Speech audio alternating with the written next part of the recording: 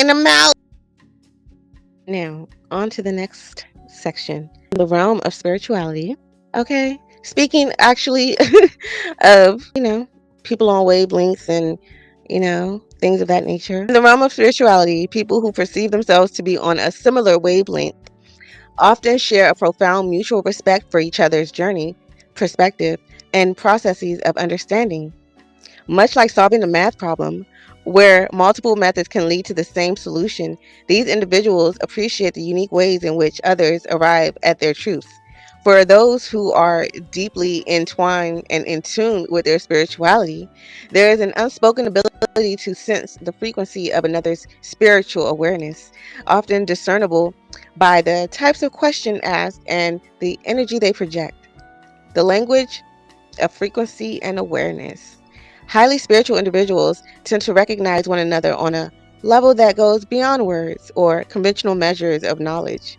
Just as a seasoned mathematician can gauge the skill and approach of a peer by the questions they ask or the methods they choose, spiritually in tuned individuals can perceive another's depth and understanding through subtle indicators, tone, intuition, and even the type of curiosity they express.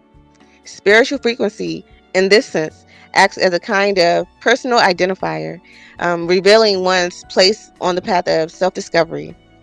When interacting, a highly spiritual person may not even need to explicitly discuss beliefs to recognize a like minded soul. This connection often manifests in the nature of questions asked, the openness shown in conversation, and the presence or absence of judgment. Much as mathematicians might respect various approaches to solving an equation, spiritual people respect the individual paths one often takes to reach their understanding. They can often tell when someone else sees the world in a very similar way or in a similar way, period, even if that perspective diverges in specific belief. Period. Okay. And let me continue my little spiel. Respect for process over agreement. Okay.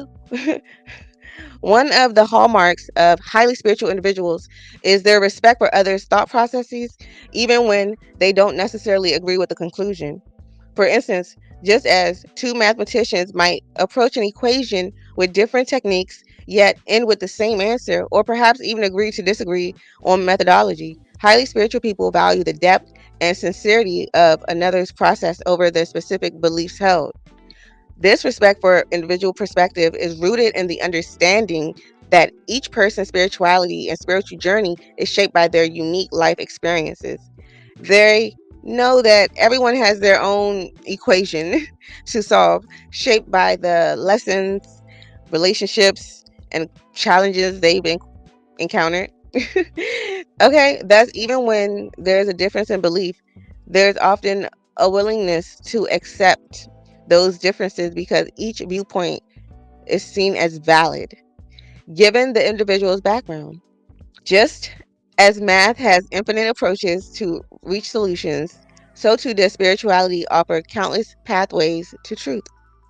Detecting spiritual awareness through inquiry. One of the ways spirituality one of the ways spiritually advanced people gauge each other is through the types of questions they ask. A question coming from a place of curiosity and self reflection often signals higher levels of awareness than one rooted in judgment and rigid thinking. It's like the difference between a student who is curious about the why behind a mathematical theorem, okay, versus one simply focused on what about the answer, what the answer is, okay. This inquiry based respect is why highly spiritual people often know when someone is on their level, as it were. Okay? They can sense that mutual respect and openness um, to new perspectives, even when opinions differ. This willingness to explore and question shows an eagerness for growth, a quality that is highly valued in spiritual circles, much as it is among true mathematicians who approach each problem with humility and a willingness to learn. The power of agreeing to disagree. Another important element within these spiritually attuned conversations is the ability to agree to disagree. While some might see a difference of opinion as a barrier, Highly spiritual people view it as a reflection of the diverse paths humans take to reach enlightenment, okay, or understanding. They respect that one person's journey shaped them by different problems and solutions that has held or that has led to insight that may not match their own. Agreeing to disagree is rooted in this shared understanding. When two individuals can exchange viewpoints without needing to impose them on each other, they affirm the unique wisdom in each other's path. Much as mathematicians might respect different proofs of the same theorem, spiritually aware people honor the varied insights, okay, others bring to the table. In this way, not like male, women, just as humans bring to the table, right? Like have to offer. Let's just put it like that. Or insights to share. Better wording, better wording. Yes. Okay. In this way, the world of spiritual understanding is much like solving a math problem. There are many valid approaches, but the mutual respect for the process itself, questioning, exploration, and recognizing the integrity behind each journey, okay, reveals a shared frequency of understanding that transcends mere agreements. Okay? So I had to get. It is the belief of the-goddessuniverse.com that everything is interrelated. And the basis of these opinions relate directly to Dr. Gabriel Oyibo's study equation of the good gods theorem. Okay, that's the God Almighty's grand unified theorem. Okay, Gij equals 0. Prove that all theorems and equations can be represented by one invariant Gi, which has orthogonal components Gij, and a divergence of Gij J equals 0, solved by Dr. Gabriel Oyibo of Kogi State. Dr. Gabriel Oyibo is a Nigerian American mathematician and physicist best known for his work on the God Almighty's Grand Unified Theorem, GAGAT, a theoretical framework he developed in the 1990s. GAGAT is based on Oyibo's claims that he has discovered a unified equation for all of physics, encompassing all known forces, matter, and energy in the universe. His work centers around the equation G equals J to the third power m, which he posits as a formula for the universal laws that govern existence. Dr. Oyibo's theory is both ambitious and controversial. Gagat attempts to unify Einstein's theory of relativity and quantum mechanics, I believe he did, claiming to solve questions in physics that scientists have explored for decades. While some supporters believe Oyibo's work is groundbreaking, like myself, Gagat has faced substantial skepticism which within the scientific community, particularly due to the lack of peer-reviewed publications validating his findings. Despite the controversy, Dr. Oyibo's work has attracted significant attention, especially within African and African American communities who see his work as a symbol of intellectual achievement. Dr. Oyibo has authored several books and papers on Gagat, continuing to advocate for its recognition as a legitimate unified theory of physics. And I agree, it should definitely be recognized as a legitimate unified theory of physics. I believe they even called him into one of their prestigious universities in Germany or what have you to go over his step by step of how he solved the equation. So, like, of course, they're not going to want to give this achievement to a particular type of person. And, is that not what certain people often run into? I suppose. So that's my basis. And now that I've laid down the foundation, and I will often refer back to Dr. Oyibo, right? So everything is interrelated, such as sex and math. And I'll tell you how, don't worry. Yes. For instance, sex and mathematics, the universal languages. Okay. Math and sex might seem worlds apart, but at their core, they share a unique universal appeal that transcends cultural, linguistic, and social boundaries. Each represents a foundational aspect of human existence. Math as the language of the universe, and sex as the basis of life. Okay? By exploring their similarities, we uncover how these languages intertwine okay, to shape our world. The universality of math and sex. Math is often described as the language of the universe. Okay, period. Regardless of where you are on Earth, numbers, geometry, and equations have a shared meaning that can be understood by anyone. The fundamental properties of math, such as the theorem and the principles of calculus, apply universally. Math can explain the patterns in nature, the movements of planets, and the very structure of the atom. Okay, period. And also, I believe there's certain people that are just gifted in certain areas for a specific reason, for a specific purpose, at a given time. So that's why I believe maybe Dr. Oyibo was the one, and probably was one of the few that would have been able to do this.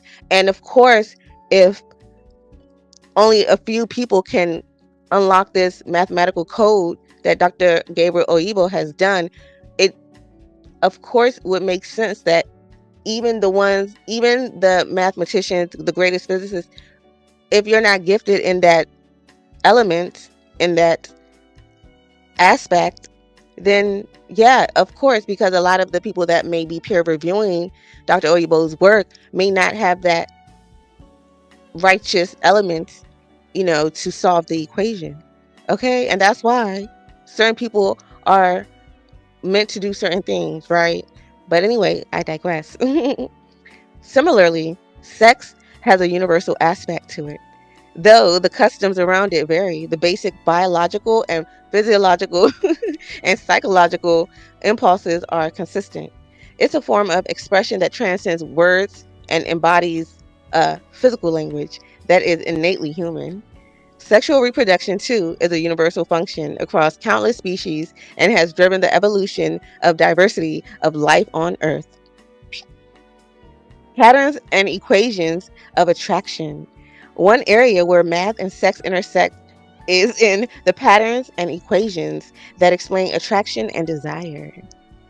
Researchers use mathematical models to study relationships, attraction, and mating behaviors. For instance, the matching hypothesis, a theory proposing that people with similar levels of attractiveness are more likely to pair up, has been supported by mathematical modeling and statistical analysis. Okay, period. But the thing is, I don't know if those last a long time. You know what I mean? Like in the sprinkle aspect. That's a whole nother side. You know what I'm saying? That's a whole nother side. We'll get to that. Fibonacci sequence, a mathematical pattern found in nature, is also often noted in relation to human attraction. Okay, it's often noted. It's also often noted in relation to human attraction.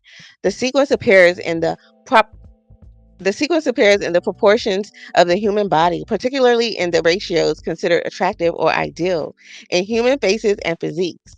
Mathematicians have also used equations to analyze sexual selection, the traits that individuals find appealing in potential mates, and even the rhythms in mating behavior among certain species. Communication without words. Both math and sex communicate without needing words, making them inherently cross cultural. In math, symbols and numbers speak volumes. They're a common language understood by anyone trained in its rules. Likewise, physical touch, eye contact, and body language can express attraction, affection, and intimacy without a single word being exchanged. Just as two people from different linguistic backgrounds can communicate through touch and gestures, mathematicians across the globe can collaborate and understand each other's ideas through equations and proofs. Evolution and optimization.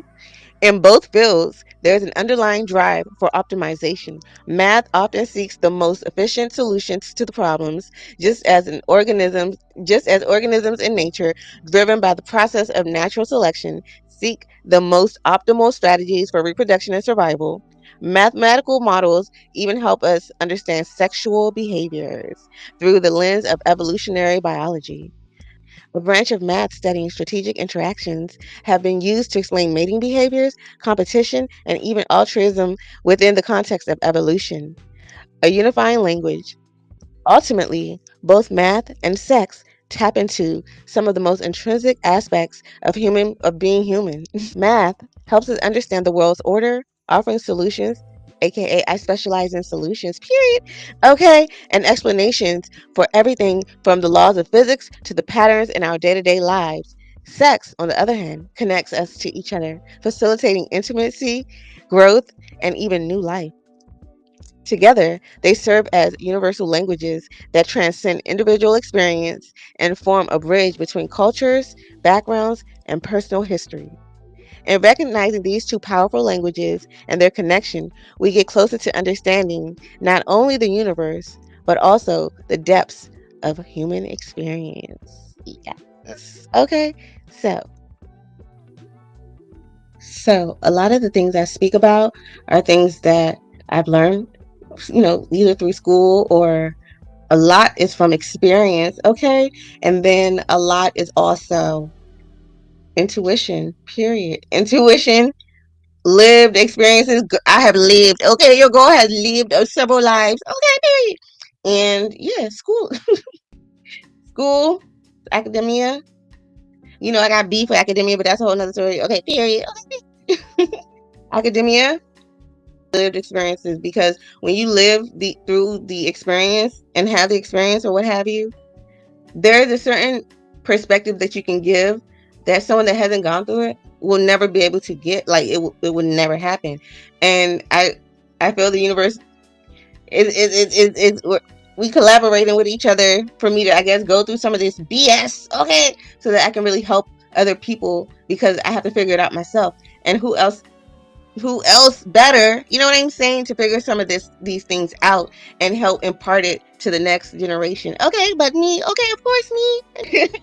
And some other fabulous young ladies, women out there, okay, that, you know, have it in their heart to move culture forward. You know what I'm saying? Help other young ladies. That's what makes a goddess, because she doesn't mind imparting wisdom and knowledge. Period. Okay, because she's a goddess, is a goddess. Yeah. Period. Okay, that's a hook right there. But yeah, lived experiences, research, school in general.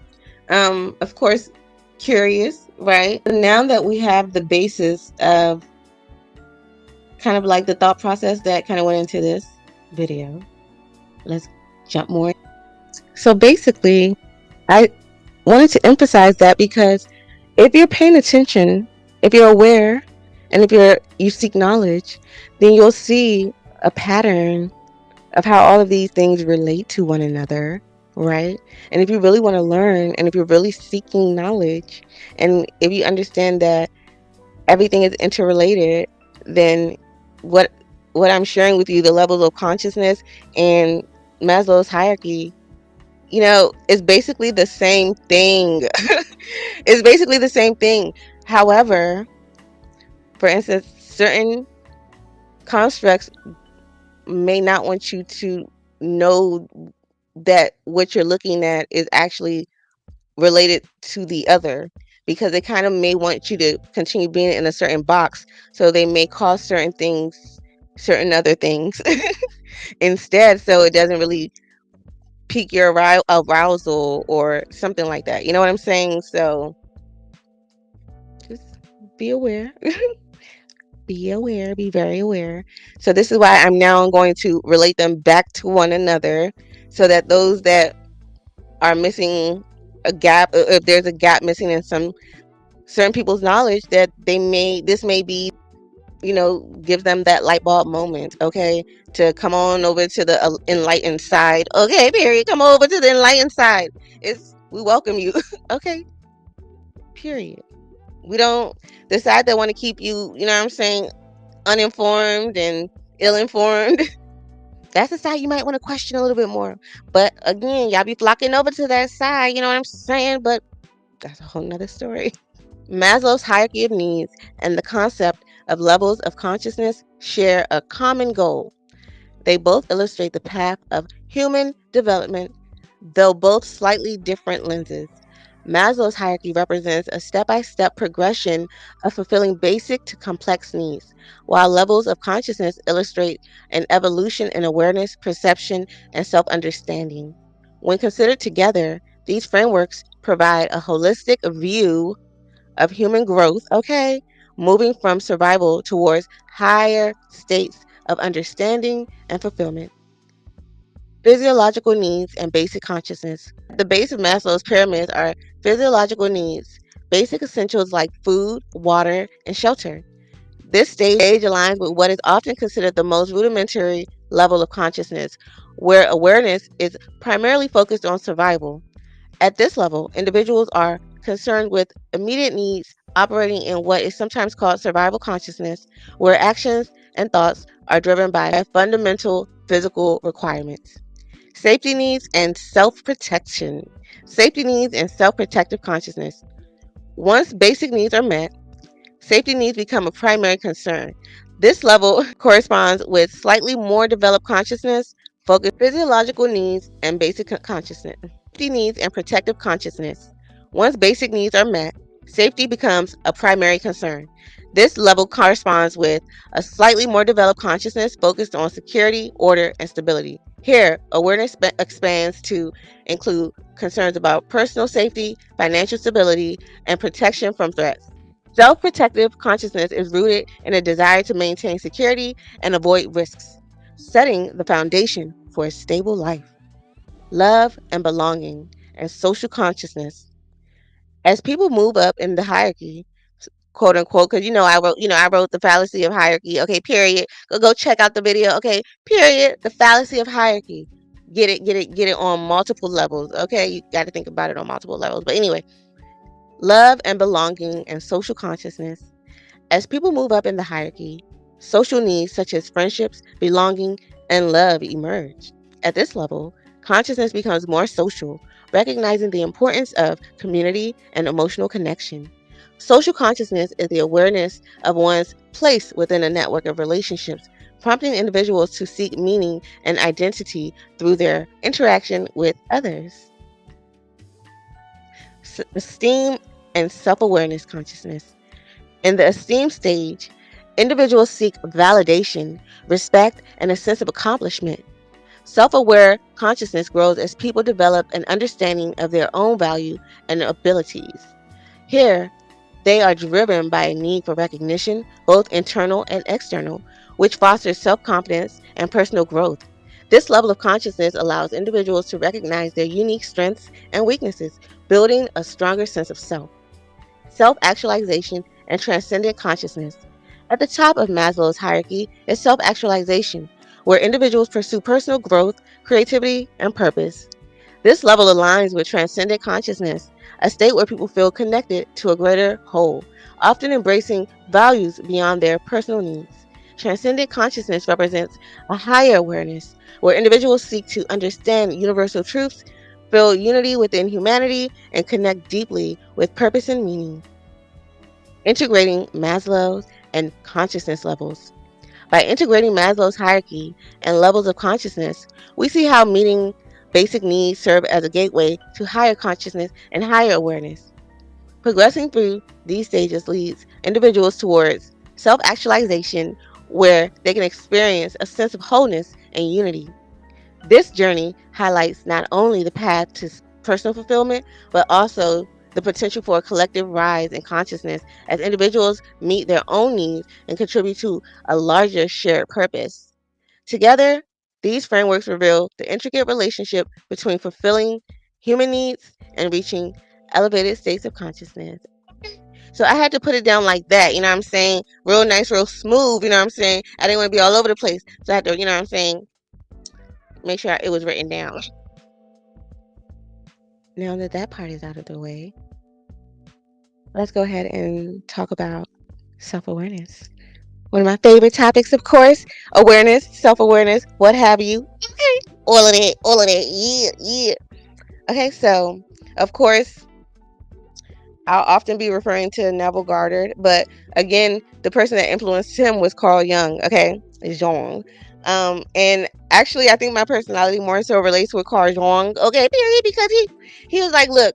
looky here. I know my strengths, okay? I know my strengths, and you know what? I'm gonna simmer back because I know what it can give. So I'm gonna simmer back, and then that's what made him conscious. Like, damn, okay, he never forgot that story. So it's like that story and him speaking up, being able to speak up, and not having a problem with it. I was like, yeah, Carl Jung is my type of motherfucker. You know what I mean? Like, yeah, egos on the same. You know what I'm saying? Yes. So he says what I state often. Well, of course he did. You know, he's like however many decades ago. But a lot of my work comes from intuition. I mean, of course, research, but intuition is the first thing that kind of clues me in on.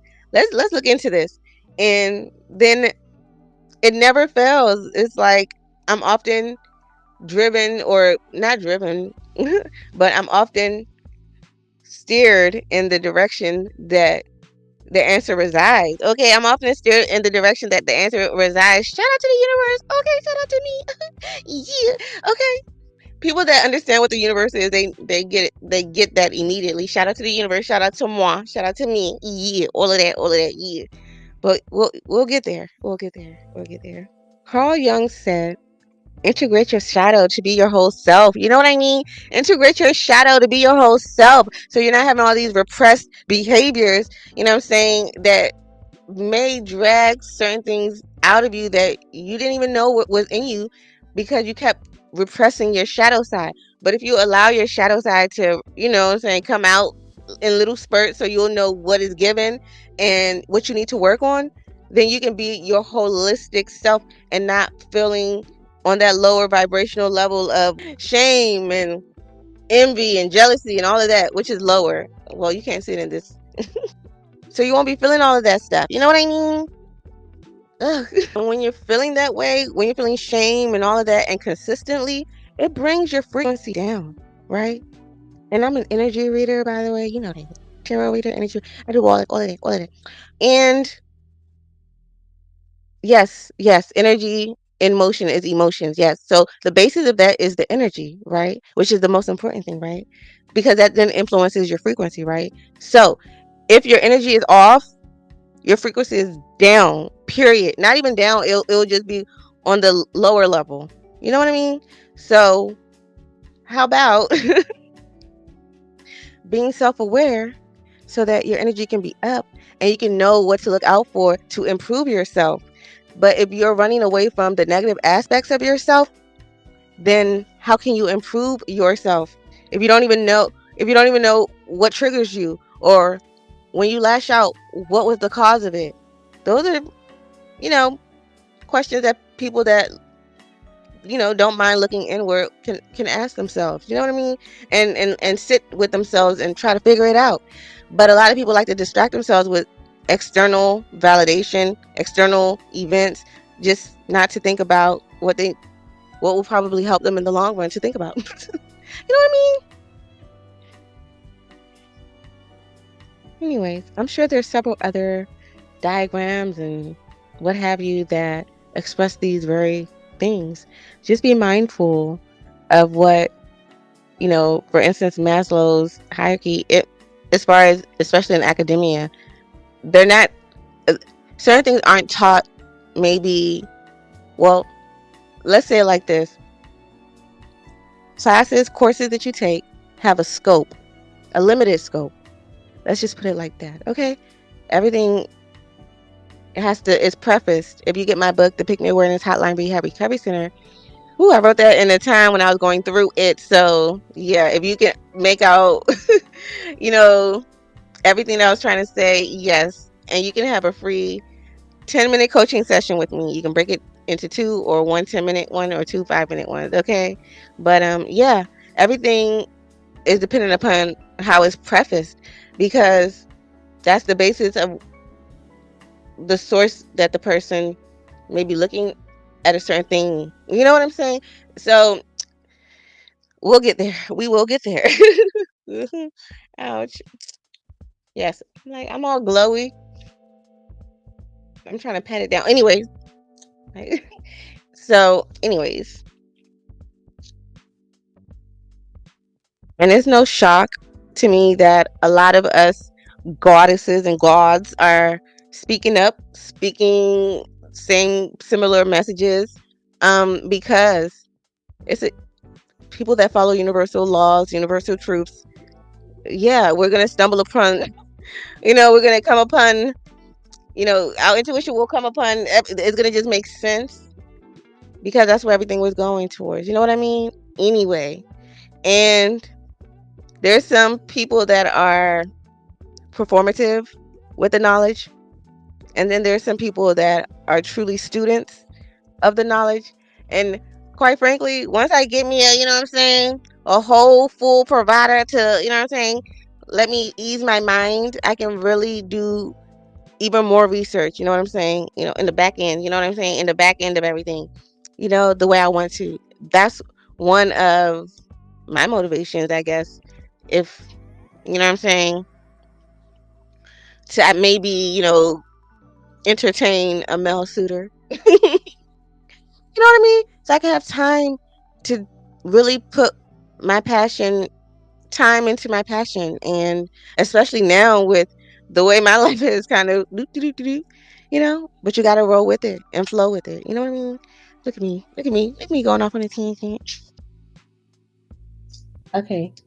Speaking of performative knowledge, and some of, I guess, those in the spiritual community maybe, um that are very performative and maybe not as in tune and tapped in as they may think that they are.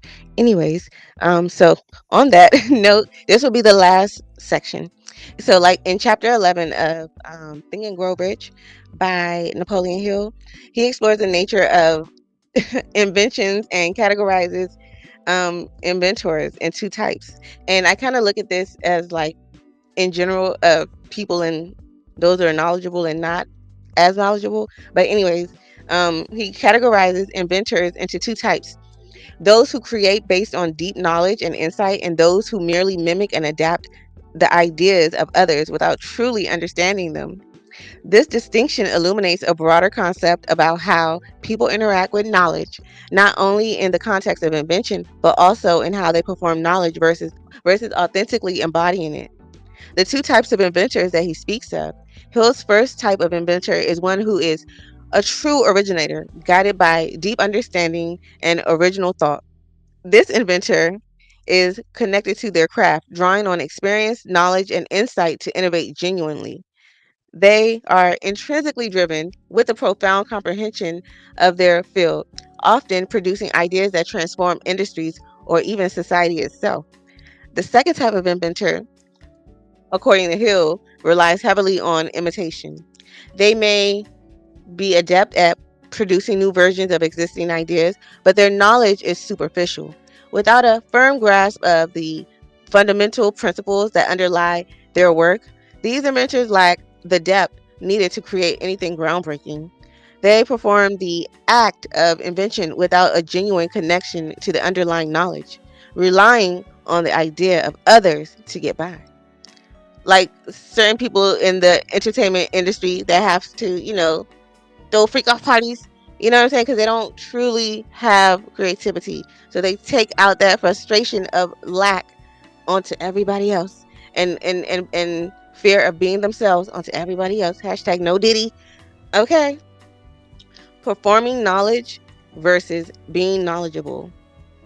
This distinction resonates deeply beyond invention. It speaks to how people acquire and demonstrate knowledge in any field. Just as some inventors mimic without understanding, there are those who perform knowledge, those who speak, present, and interact as though they are experts, but who lack a deep grasp of their subject. Their knowledge may be limited to surface level ideas or popular opinions, and they often rely on rehearsed phrases or ideas they've absorbed rather than genuinely engaged with. On the other hand, individuals who are genuinely knowledgeable immerse themselves fully in their subject, or any subject really, like Hill's true inventor. They are lifelong learners, okay? Period, like myself, okay? Period, been saying that, okay, sis, Texas, okay? Period. They're lifelong learners who are continually deepening their understanding. They don't simply acquire information, they connect with it, questioning, synthesizing, and allowing it to shape their worldview. Rather than performing knowledge, they embody it, becoming a reflection of what they've learned. The path of the student and lifelong learner. Okay, period. Those who embody knowledge are akin to the perpetual student, forever engaged in the process of learning and growth. Rather than merely accumulating information, they treat knowledge as a journey, embracing the role of a student of life. This approach requires humility and a willingness to see each experience, each piece of information as a building block rather than a final truth. As Hill's true inventor knows, deep knowledge demands consistent and constant engagement, curiosity, and the understanding that there is always more to learn. The transformative power of true connection to knowledge. Authentic connection to knowledge is transformative. It shapes one's actions, decisions, and ability to innovate. And as when people perform knowledge without true understanding, they may impress others momentarily, but they lack the substance required for genuine progress. Hill's comparison in Think and Grow Rich serves as a reminder. True mastery is about connecting to the principles behind what we do. Only then can we reach the depths of understanding necessary to make meaningful contributions. By choosing to be a lifetime learner, a student connected to the subject rather than a performer, one can achieve a level of creativity and insight that sets them apart. Okay? Just as a true inventor changes the world with their ideas, so too does a knowledgeable individual impact those around them, embodying the transformative power of authentic, connected understanding. Okay, period. Yeah, that in there real quick. You know what I mean? Yes. And it seems like that's a lot of what's happening these days. And yeah, I can dig it. I can dig it, he can dig it, we can dig it, she can dig it. Let's dig it, baby. Okay, anyways, it's your girl, the yoga goddess, K.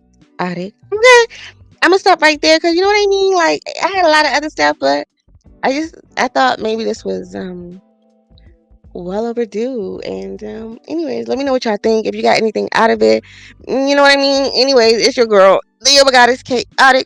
Check out the-goddessuniverse.com and our Etsy shop, okay? And I'm out. Yeah. And I'm out. Yeah.